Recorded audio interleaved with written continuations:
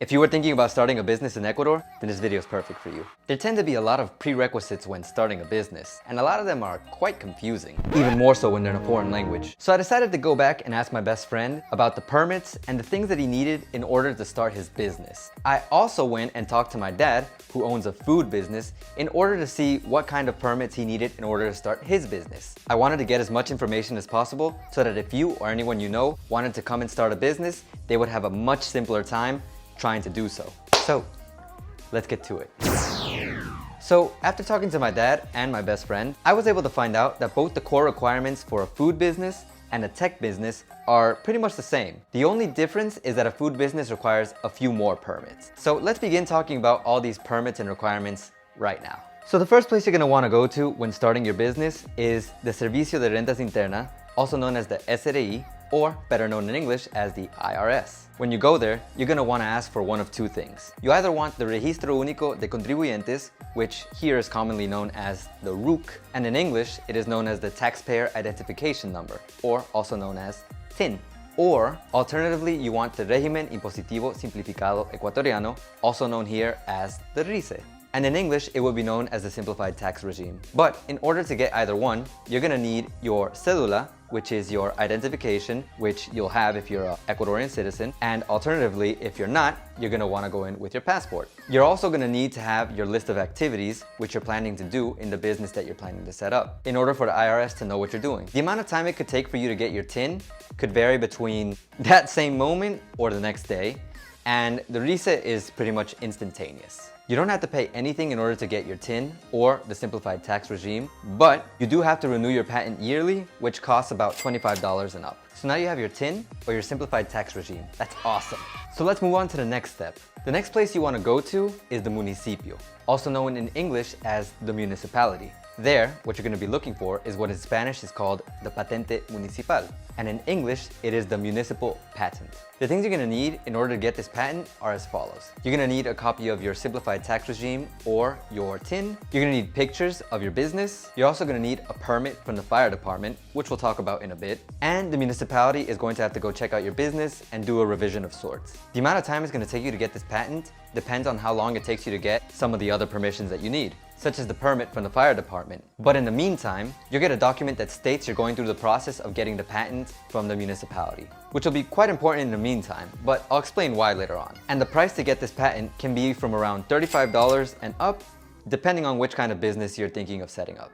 So once you've undergone the process of getting the municipal patent, the next place you're going to want to go to is the Cuerpo de Bomberos, which in English is the fire department. And you're going to go there in order to get the Permiso de Cuerpo de Bomberos, also known in English as the fire department permit. The things they're going to ask for in order for you to get this permit are as follows. You're going to need to have fire extinguishers, which will depend on the space, because if you have a bigger business, they're going to ask you to have more fire extinguishers, while if you have a smaller one, you can obviously have less. The same thing with smoke detectors, which will also depend on the amount of space that your business has. And you're gonna need to have some signs, such as no smoking and other signs that the fire department might ask of you. And the amount of time it might take you to get this permit might be a month, give or take. And the price to get this permit is around $30, but that's also gonna depend on the amount of space that your business has. The bigger it is, the more it's gonna cost, while the smaller it is, the closer it's gonna be to that $30 mark. So once you've got those three permits, you pretty much got the main permits that you need in order to start your business, as long as your business isn't related to food. Because if your business is related to food, you're gonna need these extra permits. One is the permit from the Agencia Nacional de Regulación y Control Sanitario, also known as ARSA.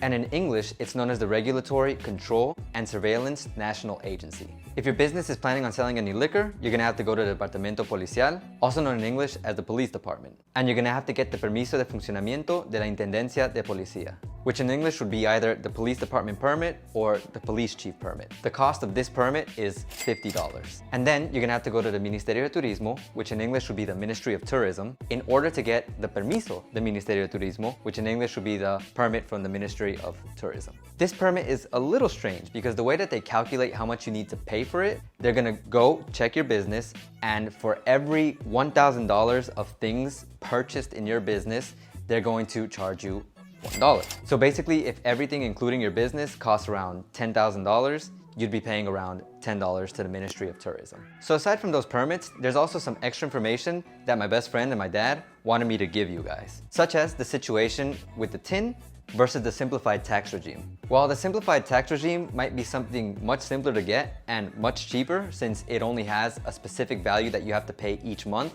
which can be from around $4 to $5, the tin, according to my best friend, has the advantage when dealing with importers, since apparently there's this importer's code which works better when you have the tin.